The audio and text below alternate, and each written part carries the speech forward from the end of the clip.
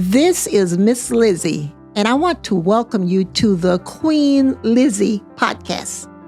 Together, we will go through the history of Rosewood, Florida, and watch as the once prosperous town rises out of the bloodshed, fire, and ash to reveal the people, the memory, and the legacy of Rosewood.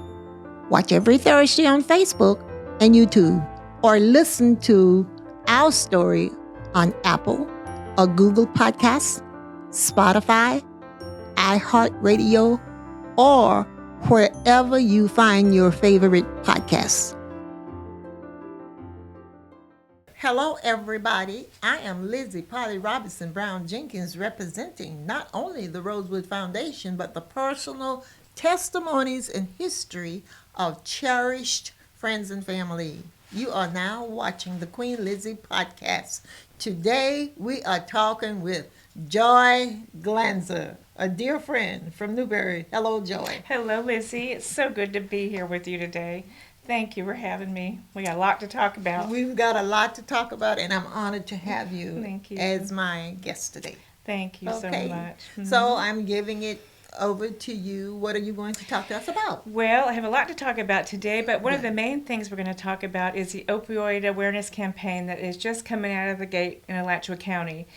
My involvement in it goes way back. I mean, we can talk many years ago. I got involved because my oldest daughter's boyfriend died of an overdose. Oh, really? Then my younger daughter's boyfriend from high school died of an overdose. Really? And then my son's best friend and two friends died of overdoses.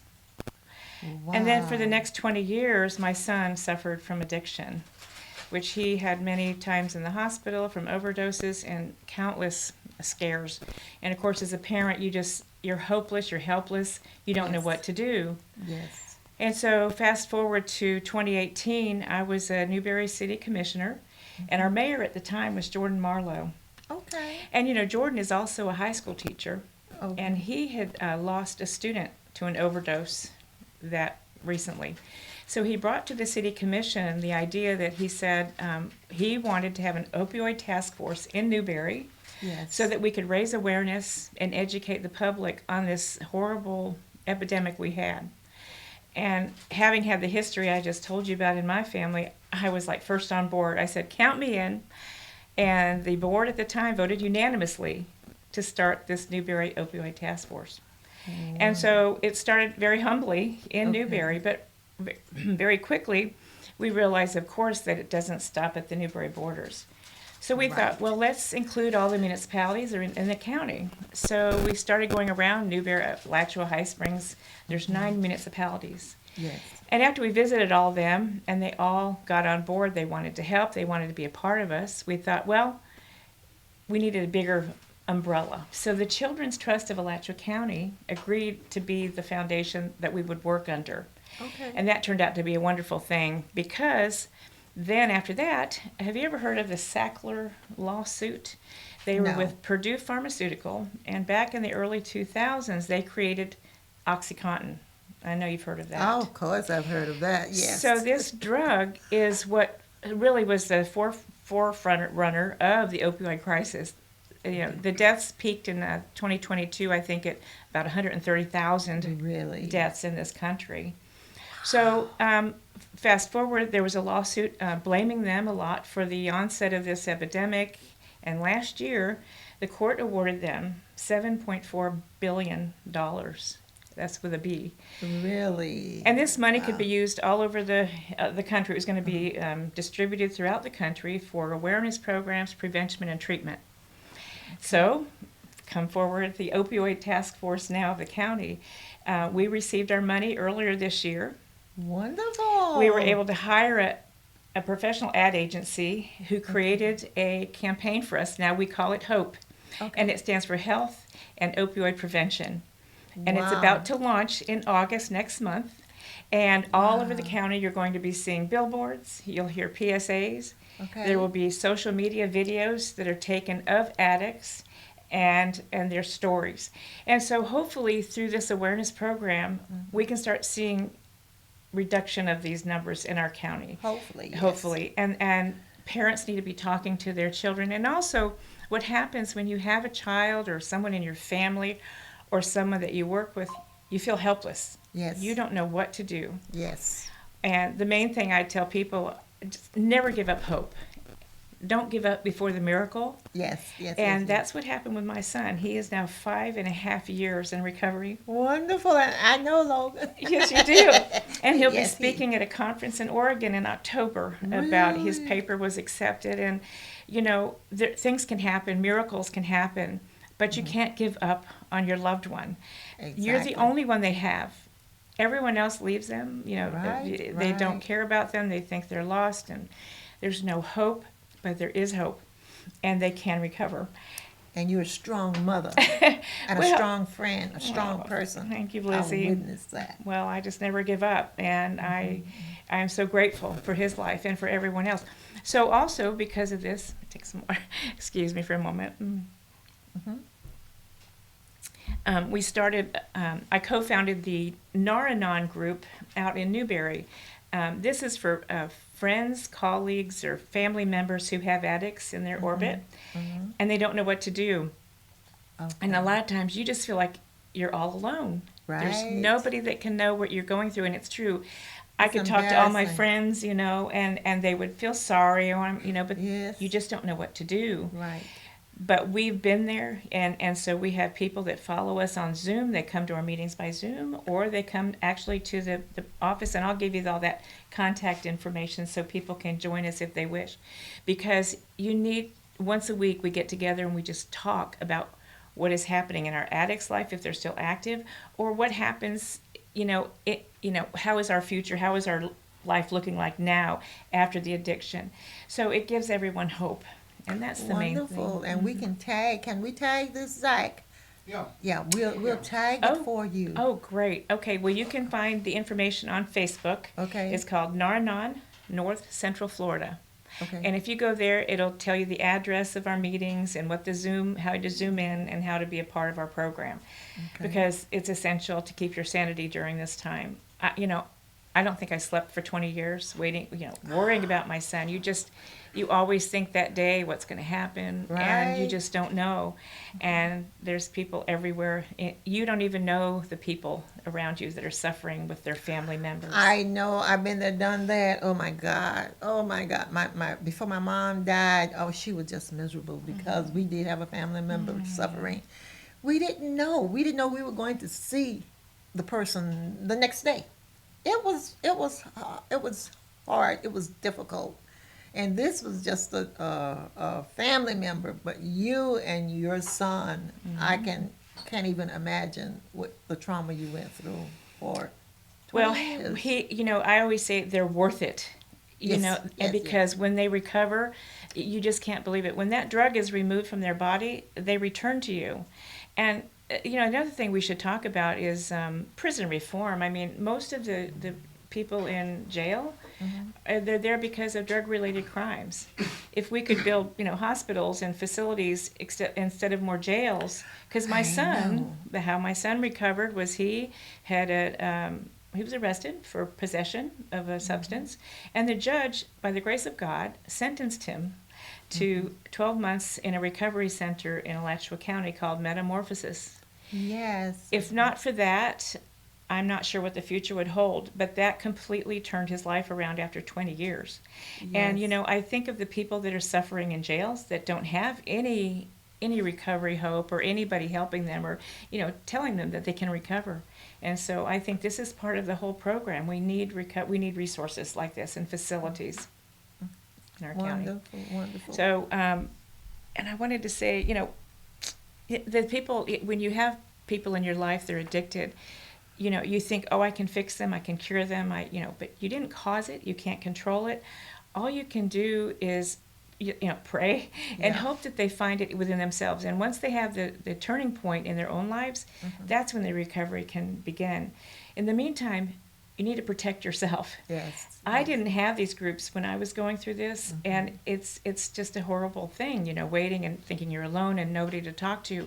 But if you can take care of yourself and try to, protect yourself from just losing your own sanity. I know, it because helps. it's a family embarrassment.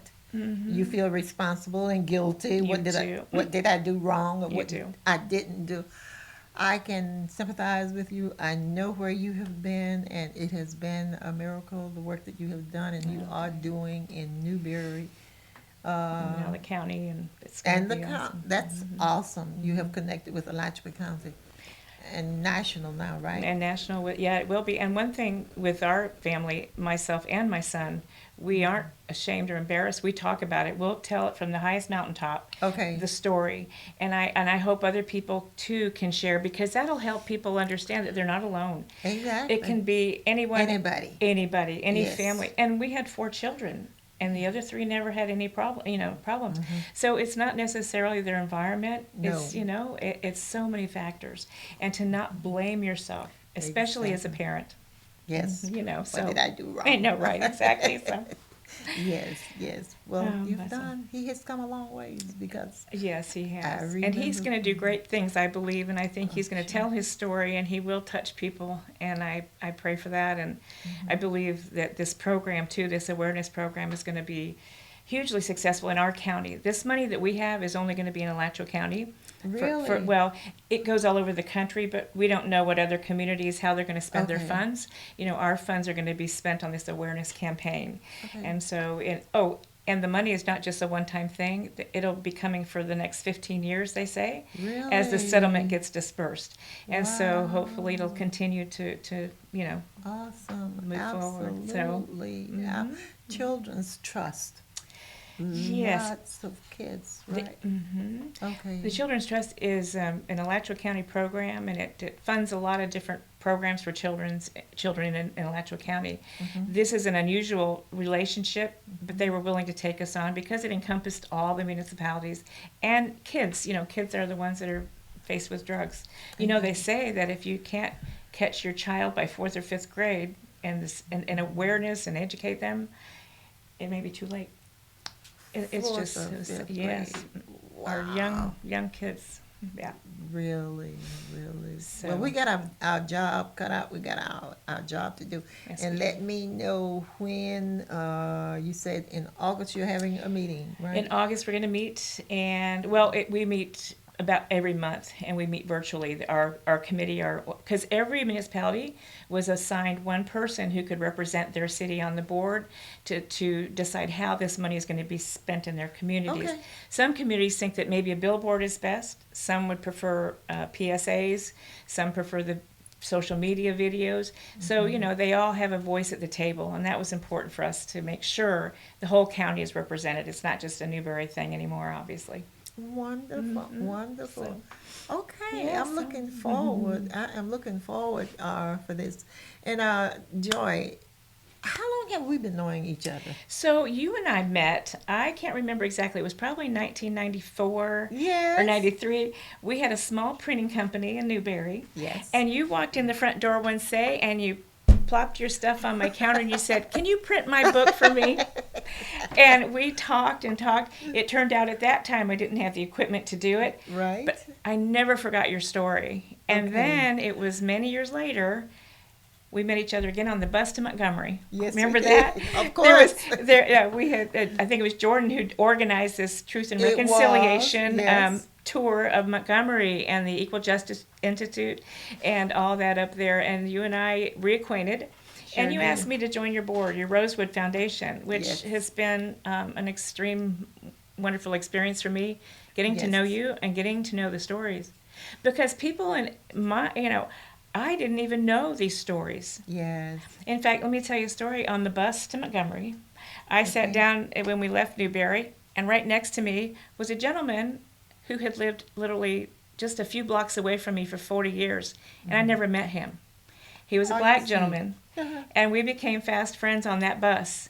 And we talked about Newberry and the separate Newberries that we had literally grown up in.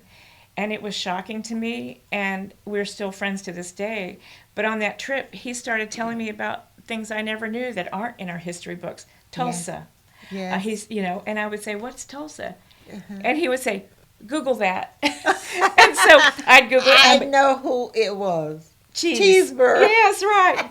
Yes. And he taught me so much, as you have, Yes. that we need to be aware of our history. That's, they ran parallel, but they were separate. Like Cheese and I were neighbors, but we never knew each other. I know you knew probably of him, but you Sure. didn't know him. I never, nope, didn't know him. Okay. And we need more of those opportunities to get together and to learn and educate and appreciate Exactly. the diversity in our own communities. Right. And that's what I try to do with Rosewood. It's different. It's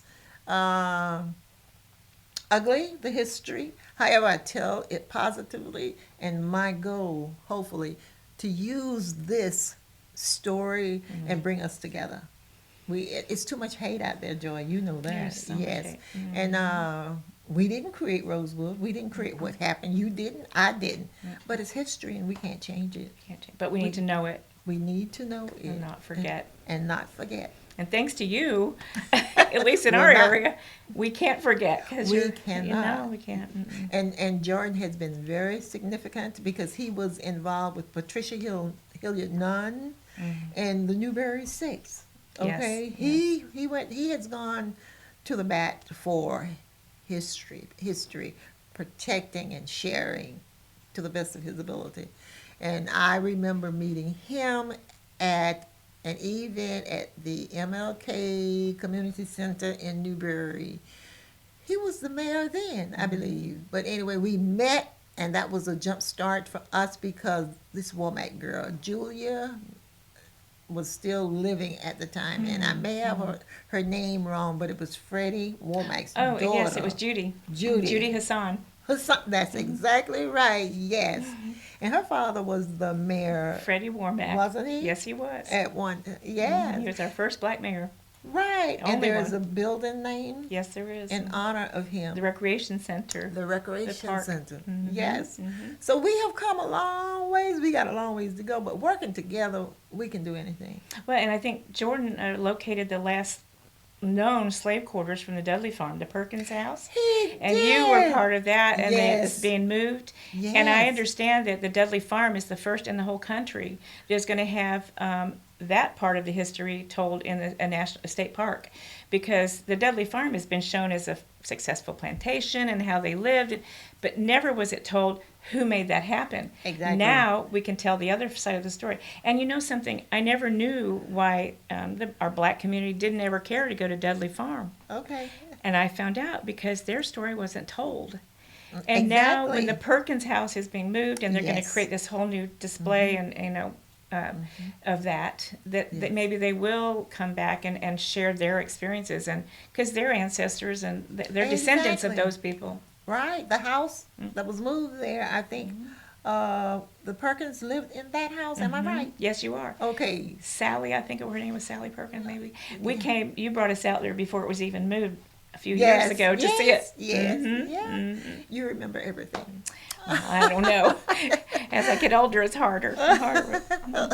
Okay, it's about time for our first half. We are going to head to a quick break, and we'll be right back after a word from our sponsors. Meldon Law has been serving personal injury victims since 1971. In those days, Jeffrey Meldon's presence as an attorney in the music scene dubbed him with the nickname the Hippie Attorney. And although times have changed, two things haven't: our commitment to bettering our community by helping the injured, Albert, are you ready to go to the game? and our love for the Florida Gators. If you bleed orange and blue, Meldon Law is the firm for you. I am Black History. I am Rosewood Black History. I am Florida and America's Black History, and you are too.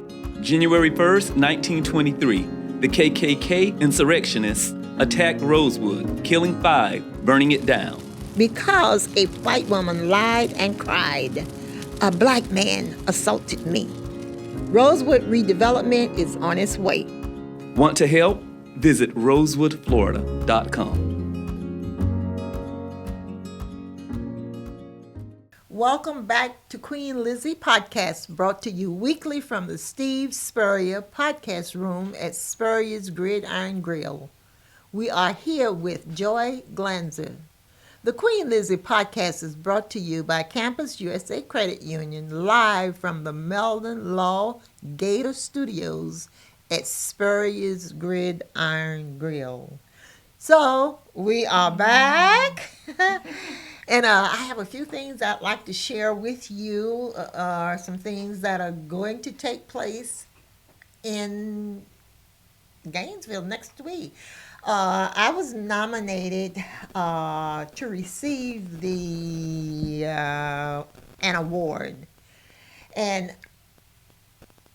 it's an Impact Award, Impact Legacy Award. I have been nominated, have not been voted on, but anyway, this is going to take place on July 18th at the Santa Fe Downtown Blunt Center. You are welcome, if you don't have anything else to do, to participate in the reception, which starts at 6:30 p.m. The cost is $40. You don't have to be there, but I do have a rosewood table that is already filled. Okay, but if you just want to come and show up, you are welcome. And the tickets may be sold out by now. Okay. Also, on the 19th of July, I will I will have a vendor's table at MLK from 1 to 4, and I'll be selling my goods and advertising. So stop by if you're not busy, and please don't forget my birthday. I love my birthday. I will be turning 87. The tickets are $87, and I am today at Steve Spurrier Gridiron Grill, and it's going to be hosted in the Visor. Okay, so you are welcome. Start planning, okay, to purchase your ticket. We are going to have fun. It's a fundraiser, but it's a lot of fun, and I'm looking forward to it. And as I often say and remind you, please support the Spurrier Gridiron Grill. We have a weekend brunch from 11 to 3. The food is the best, so come by, stop by, and support us. And when I say us, I feel like I'm involved because they support me, they support Rosewood, and I mean Coach Steve Spurrier, Freddie Weeby, Meldon Law, and the Campus USA Credit Union Bank. So please stop by and support us. We need the support. You're doing good, but you can do better. Okay, those were some of the things I wanted to share with you.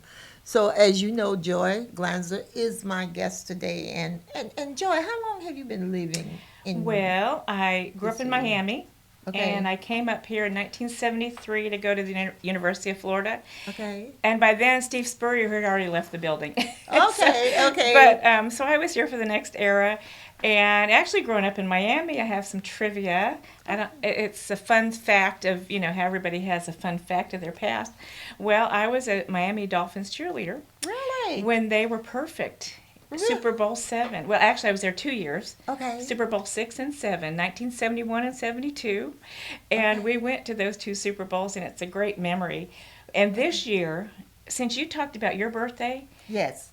I'm 70 in 2 weeks. Wow. And all of my girlfriends on the Miami Dolphin cheerleading squad, we all turned 70 this year. So we're going to meet in Atlanta because they're all over the country. And we're going to have dinner and celebrate being together for 50 years as friends and alumni, cheerleader and alumni. And it'll be great fun. But we all still stay in touch with each other. We're very close. Wonderful. And it's a beautiful camaraderie we have. Nobody else in the world can share that memory. I know. Take and lots of pictures. I will. I'll do that. They'll be on Facebook. But anyway, I got here in 1973, and then I met my husband we were both in the printing industry by that time. I was doing graphic design. So we met and we got married in 1979. Okay. Moved to Newberry, and I've been there ever since. And Really? we raised our 4 children. All right. And we just love it there. So it's a little Okay. different than Miami. It was culture shock. I thought, when I moved out there, I have to confess, I thought, well, we'll live here, a few years. Then we'll move back to Gainesville. And but I never looked back. You know, Newberry has supported my family and me, not only in our businesses, which we've had a few, but in our family, in good times and bad times. They've been there for us. And I have to tell people, get involved in your community. Those are your people that you're going to be with all your life, you know. Yes. And lately, you know, Newberry's booming. And yes, tell me right? about We got it. Publix now, you know. Yes. But the people that have been there a long time, of course, they feel like, oh, we're growing and it's going to change. But I say, you know, Newberry is not those buildings. Newberry's the people. That they're there for you. And if you can remember that and hold that community dear, if you support them, they're going to support you and your family. Newberry, I tell Jordan this often, it's my favorite place to live. And by the way, your Jordan Marlowe is my Rosewood Board chair. He has been the chair ever since I officially founded the Real Rosewood Foundation. And Joy has been right there with me. Joy is a member. So they are my friends. Nothing changes that. No. We are friends for life, okay? We don't have to be of the same culture, but we are friends because we think alike. We have the same goals in mind, and we are going to build this Rosewood Museum, and we are going to change, as Jordan said, the capital. Okay. Absolutely. All right. We're going to change. We're going to we're seeking peace, healing, and reconciliation. We're going to make it happen in Archer, and he has so many bright ideas about what we need to do and what we can do. So we're looking forward to this museum. Yes, We have set approximately 2026. Okay. If not, we'll be working in that direction. He is he's here to stay, and he enjoyed work good together too. And I think it's a testament because we don't always agree, but we never stop loving each other and working towards the same goal. And it's so important, you know. I mean, so many people throw in the towel. Oh, we disagree, or it doesn't work, and they want to go a different direction. But you know, if you just hang in there because you have common goals, your heart is in the same place. That's what we need to remember, you know, and stick together, because people try to tear us apart, or any you know, people, and we need to just stick together. Exactly. Yeah. And that's what I do. You do. I do it well because it's important. It's important that we stick together and work together for the betterment of the community. That's right. Yes. Nobody else is going to speak up for us. Exactly. We got to speak up for each other. Exactly. And if you all think I enjoy doing what I do, Rosewood history, no, I don't. It's painful. Mom said, do it, keep the history alive, tell my sister's story, but it's painful. But because of people like Joy and Jordan, my board, and all of the many other friends I have, this is why I do it, because I know you got my back. Well, you That's inspire important. us. You know, I've never seen anybody stick to it like you have. But 30 years ago when I met you, that's what you were talking about. Yes. And you're still talking about it today and doing it. You Yes. know, and that's just so inspiring. It's important. I wanted my nephew, I brought him on last week, 8 years old, and I wanted him to talk about Rosewood. And he called me a couple of weeks before. He said, Auntie, I'm not going to do it. Okay, then he thought about it, and his mom called and said, well, Auntie, he doesn't know anything about Rosewood, but he did tell me to tell you that he will talk about his NBA sports. He is a commentator, and he wants to be a YouTubeist. And he came on and he talked. I had to pull it out of him, but he said enough to let you all know that he knows what he's talking about and where he wants to go, and he wants to be a professional baseball player. And I said, well, then you will still represent Rosewood. You don't have to know about it. Later you will learn. And so he agreed, and he did an excellent job. So if you're not doing anything when you have time, watch. I'd like to ask you about that. You know, you mentioned at first you said he didn't want to talk about it. And when we were doing originally Truth and Reconciliation several years ago, one of the first things we did is we had an event at our municipal building, and we invited our community together to come and tell the stories about the Black history. And you know, the young people were willing to get up and tell the stories, but their elders weren't. And I never knew why. I mean, maybe you can speak more to it, but we understood later that they didn't want to bring it up so that it wouldn't cause more tension or anger. Yes. But it was interesting that the young people, though, would, because they would hear the stories from their elders, but you would ask the elders and they just didn't want to talk about it. Well, because lived it. for many years, we didn't talk about Rosewood. Mom and I didn't start to talk about Rosewood publicly until 1982. Wow. I knew about it all of my life. I grew up in a household where our history was taught. I knew about it. I knew about my great-grandmother and how she suffered as enslaved, but we didn't talk about it. But I knew all of the stories. Today, it's interesting because she worked hard, and I know when people say, I'm not going to go there, but I know that we are a part of making this country what it is today because she suffered, she worked. She was taken from her parents at age 13, never saw them again. The rest of her life was dedicated to making America what it is today. She was she was a midwife on the trail walking from Jackson, Mississippi to 13 years old. She was a midwife. She did it all. I love her dearly. So when the older people don't talk about our history, we don't want to offend anybody. But me, my mouth will not close now. You broke the mold. Yes, I did. Yes, I did. But I feel really proud to share it. Because, Joy, you know what I do? And my mom told me, tell the truth. Don't add. Don't subtract. And that's what I do. And the truth will set you free, as people say. And I know that's why I have the support. Because they know my story is true. It is true. And I'm going to continue to tell it. Please do. I will, because you got my back. You're there for me. It's mutual. Yes, yes, yes. And By the way, we have been through a few campaigns. yes, we have. But I that's can't okay. remember. You have. You've been there for me all the time. Exactly. And I don't want to hear, oh, I didn't win, I lost. You No, didn't it's lose. not about winning or losing. Exactly. I tell people, they asked me recently about this award, the Legacy Award to my Liz. Do you think you're going to win? I said, of course I am. I said, even if I lose, I still win. Still win. I still win. Yes, Yes, indeed. indeed. And I told that to Jen Garrett. She was on my show. And she said, well, oh, I lost. I said, Jen, you did not lose. And I didn't know Jen. I just met her and found out who she was. I said, you didn't lose because you met me. That's She smiled. And Jen is the, I forgot to tell you this, but Jen is the chairperson of the Rosewood Cookbook. She's doing an excellent job, and we're going to publish that book by or before Christmas. Recipes, Rosewood stories, and Southern recipes. So, Joy, we need a recipe from you. Oh, from me? Okay, Yeah. I'll do my best. And we're going to do pictures. Oh, that's great. Your picture will be in the Oh, book. It's going to wonderful. be a storybook of Rosewood and those Southern recipes. That is fantastic. By Christmas. Yes.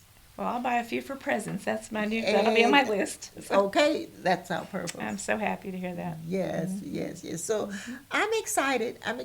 And we got a lot of work to do, but together we can do it. Yes, you will. And I appreciate you.